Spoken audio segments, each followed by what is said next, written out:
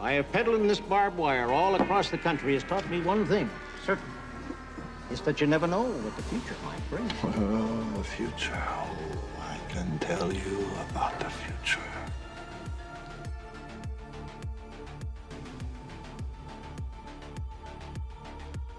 Huh. Hello. Welcome to the future. I'm such a dork. I don't like this lighting.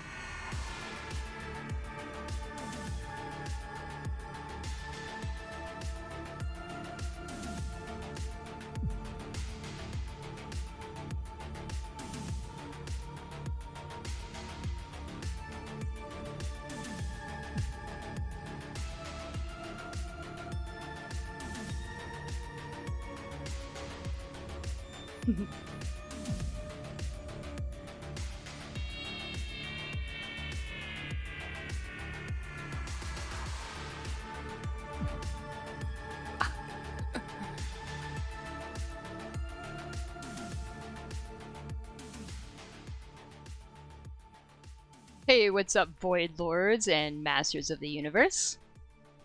So, this is VR episode 5 in the series, and this is about full commitment. I'm calling the episode that, not just commitment to insanity, okay? I'm calling it that because I'm deep enough in now to pretty much be able to say I believe in VR, even in an MMORPG standpoint. There's challenges to make it play to this high bar that I have, which is I need it to be one up like what I'm used to playing. But I'm committing. Like, this is fucking fun, okay? Straight up. This is fun, and the video today is just gonna kind of go over like the status of the project, like what I have for the spellcasting system and some of the challenges and things I had to accomplish. Before I get into some of that, I want to touch briefly on the metaverse news. And if you don't know what the metaverse news is referring to, I'll just tell you, Facebook rebranded into Meta, which is centered around their metaverse like mindset, which is basically like Ready Player One stuff, which is basically what I've been talking about for almost a year now on this channel. So that's what prompted this, not the Facebook news, but like seeing this future is kind of what prompted me to kind of do this experiment to begin with, because I want to carry the stuff that I love forward and, yeah, sure, make it better, right? But I don't want to actually lose it, because there's not a lot of developers that give two fucks about MMORPGs, and I think it's a critical error. I actually do. I actually think the games of tomorrow are going to be, you know, a game like Final Fantasy or WoW in a virtual reality space, and also evolve it, and if it's done properly, it's going to blow our mind. And listen, I'm not about me thinking I'm going to be that person, but I do want to try to document some of the stuff that I learn. Maybe people pick up on things, and maybe somewhere along the way it makes a difference somewhere. I don't know. But I can say I touched on this in episode 3, but there's another aspect to this trend as well. It's bigger than just the metaverse. Unreal Engine and things like Unreal Engine and Unity, they're game engines that are like YouTube was to empower content creators to eventually replace cable television. Unreal Engine and Unity are going to do that for video games. So the video game that's eventually going to replace Final Fantasy, and I guess WoW's already old news, whatever, what's going to replace those games eventually is going to be something built in these engines, and it's probably going to be a collaborative effort with a bunch of content creators contributing to the real metaverse, not Facebook's metaverse. That's like corporate garbage. Okay. Anyway, I digress. So, and I'm not going to get into that too much more, other than because it's its own video in itself. But the game development stuff has all of these things in mind, and it predates this whole Facebook stuff. So anyway, let me get into the UI a little bit. The UI it's funny I'm going to start there, but that's where I'm going to start. I was delayed on episode 5 for a good reason. I had really fun gameplay, and I already kind of was at these conclusions well over, probably like a month ago at this point. But I couldn't really do this video because I was not willing to give my final verdict on the gameplay, because I was basically toggling off my 2D UI and playing without any UI because it was distracting. But I could memorize how to play because it's a Void Priest, so of course I can. But that wasn't genuine. Like, you can't have a game without a UI that's completely unplayable, even if I can play it, right? So I had to address this concern and kind of put that in the spellcasting system, VR gameplay in the spellcasting system, and the UI kind of went with it because you can't experience things correctly. So I built this 3D UI, and the way that I had to approach this is the 2D UI was a problem because you would stare at it, or even if you're trying to glance at it like you would on a monitor, to look back at your target or look back at something else on your screen, I hate to even call it that, there's a depth thing happening. And so it's similar to like driving a car on the highway, where you're looking, if Falcor, he looks like 200 yards like out here, but I'm trying to look at a UI that's like my phone, and read a text on my phone while looking out here, and that's a very uncomfortable adjustment to your eyes. Like, to go near far is not the same as glancing a little an inch or two right on your monitor that's a flat screen. So that was like a challenge with virtual reality, and like this depth thing is very, very real. It's very immersive, and it's a big upgrade to the experience, but it needs to be designed around, and I don't think it's like a problem, but it needed its own UI and its own solution.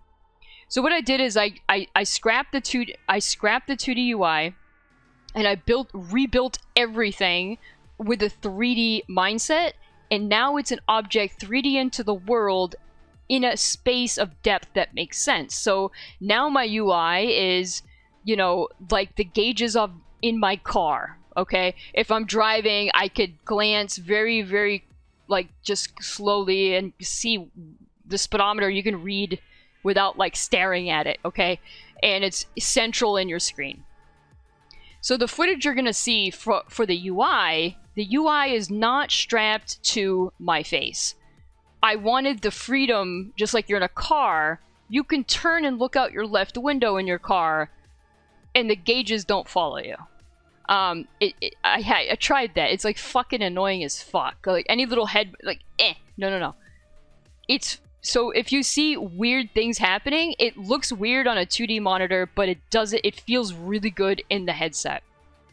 So let's talk about that. Let's talk about like Spectator. So for me to record and show you the gameplay, I am showing you as I see it in the headset, and it's optimized for the headset experience, but it's not optimized to stream, record, and share to someone on a 2D that's going to look at it on a 2D screen. So I might in the future change my Spectator camera to be a different camera, so there's no shaking and moving like this when I look around. The other thing is the UI would be at a fixed location on a 2D screen. That way, even if I'm looking, you know, like this, that the fucking UI is static for the viewer to see how many stacks of void do I have, what's my mana at, what's my health at. I think it would just be better for the viewing experience. So forgive all the footage today. That's like actually another layer that only comes up in the VR space.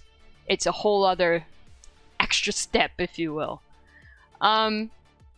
So let's talk about other gameplay things. Gameplay, it's wicked fun, especially when I got the UI like actually working in the headset that I could comfortably look at in the corner of my eye and glance at. One of the things that surprised me is I had to figure out what to do with levitate. So you're flying when you're in like the Void Priest stance or whatever. So the way that the movement works in my game, I am not using thumbsticks for movement, though it is programmed as an option. I hate thumbsticks. So in my game, if you lean forward a little bit, you'll go forward. You lean back, you stop. If you lean all the way back, you'll go backwards. If you go just to the left, you'll strafe. Just to the right, you'll strafe. Very subtle. And there's like a gate on it, so small movements aren't going to move you. But when you're flying, those gates kind of loosen up a little bit, and so if I move just a little bit, I start to move. So if I'm doing this, it's gonna feel like I'm on a hoverboard, and it actually is wicked fun. Now there is an override to keep you from moving, so I could choose to fucking plant myself, but I have full control over that. It's actually really fun. I have not been motion sickness in my game yet. I was surprised. I've heard a lot of people complain about motion sickness. I have not had that. I have had someone else try my game. He used to get motion sick from a lot of VR games, and he did not get motion sick in my game. So that's really promising that I seem to have the right controls in place. And I think the big trick to that is you always have control of your movement and your camera at all times, and that prevents motion sickness. I think a lot of the VR games that cause motion sickness is they did not respect you never can move the camera or change shit. It throws you off guard. It'll trigger motion sickness if there's any fucking with the camera. So older games didn't understand that, or people ported something originally developed for PC into VR, and it, like, I think someone used an example to me. Oh yeah, I played Resident Evil, it made me sick. I'm like, yeah, did they ever take control of the camera? They're like, oh yeah, like if an enemy spawns over here, it would force the point of view that way. I'm like, yeah, you can't do that in a VR game. You can never do a cutscene where you take control of the camera. So anyway, so that, for anyone worried about motion sickness, I wouldn't worry about it. There's a lot of games that were never developed with the newly developing VR rules, and I think that that's really important. And I proved it so far with my limited testing of my game. So the other thing that was really fun is kiting. So I found myself like, I'll kill the caster Ed, and then I'll just be killing Falcor, and I'll like run around the room in a circle and just like keep running, and I'll lean right to strafe and then look back at Falcor as I'm going in a circle, and then like throwing spells at him like this. And it's actually wildly addicting and fun as fuck for some reason. So there's a lot of like really good gameplay here that's like has me super pumped, and like why I'm committing. It's this shit that's why I'm committing, because I'm getting everything I got from like other MMORPGs that I've played in the past, but adding these other elements is really fucking cool. So I'm gonna keep going down this path and fine-tuning it more. So I want to touch on degenerate gameplay. So I've already min-maxed my own gameplay. So I have like a casting orb in front of you. It's always in front of you, period. And so different actions will spawn different spells. So if I do like a palm down with my left hand, in the orb it'll cast Void Fire, and then my right hand, same thing, would be Void Bolt, and going back and then into the orb we'll do one dot, and this backhand, and then that will be the other dot. And then I have the channels, and then I have an overhead cast, and I have a couple different trigger pull variations of the same thing. So it's kind of like the spellcasting system in a nutshell. It's really fun. However, I've noticed, because I have a GCD still in my game, you could actually not just do a palm down on Void Fire, you can also come from the bottom like this and kind of backhand the orb. So you could smack the orb like a gangsta, or you could backhand the orb. And so what that also means is I could do my other hand and do this. The problem with that is it looks fucking stupid. So I probably need to figure out how I'm going to deal with that degenerate gameplay, because it's actually a little bit fun. So I'm going to embrace it, but figure out how to prevent it from being like really dumb. So I think I can get around it by expanding the system a little bit.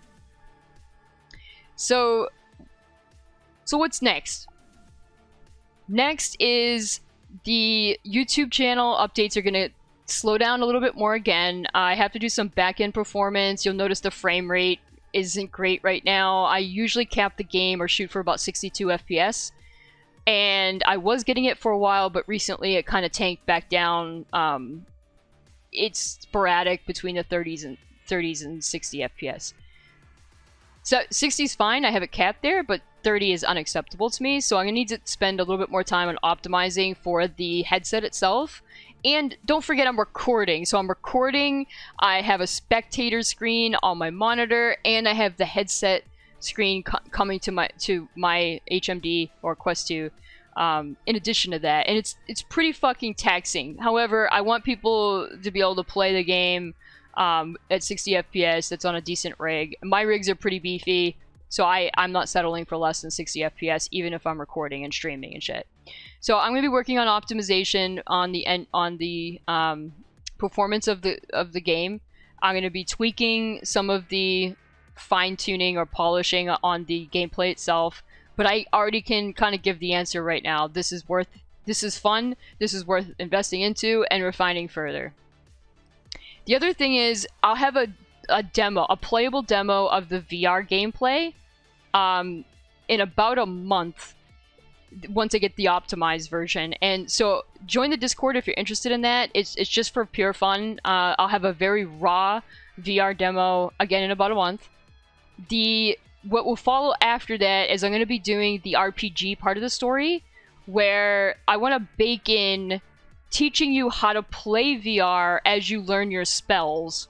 So say you just learned Void Fire because that's the first spell you learn in the game. Okay, you'll learn that it's palm down and cast a Void Fire, and you go practice with that. Okay, then once you learn, you're comfortable with, I know how to do this, you talk to your, I'm just going to call him a trainer right now, I'm not going to give away any story here. But once you tell him you're comfortable with the spell, he's going to hide it on your UI for you. Then what's going to happen is, once you say, I know the spell, it's not there. You don't even see it. You don't need to see it. You know what to do. You know how to cast that spell. But it will always show when it's on cooldown. So the result in the end is going to be no spell showing unless they're on cooldown. It will show you the progress. Same thing with dots. If you have a dot up, it'll show you on the nameplates. Of course, I'm going to give options to have any variation you want. Always show only when on cooldown, show only cooldowns, but not things that don't have cooldowns, all of the stuff. I've already programmed all of those settings. But I want that RPG experience weaving into how to teach you how to play, because a lot of people are going to be brand new to VR. VR headsets are like, VR is still niche right now, but that's going to slowly change. So I already, one of my friends is already talking about buying a VR headset as soon as I have a VR demo. Like, I do think he's going to do it. So I want to like help people like intuitively fall into this new hardware, I guess, because it is new. So I expect the RPG level training, and this will feel more like a full-fledged demo. That's probably like 3 or 4 months away, because the RPG stuff is going to be time consuming. I need to make my primary NPC. I'm gonna try doing a modified metahuman. We'll see how that goes. And so, but that'll be like outside of this series here, the VR series. So I'm looking forward to that, and I will have maybe some content around the metahuman stuff when I mess around with that, just for fun. But yeah, so until next time, I'll catch you guys later. See ya.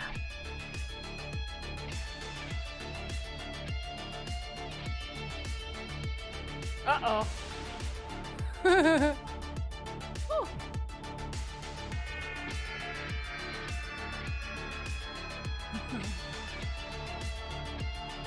I'm falling.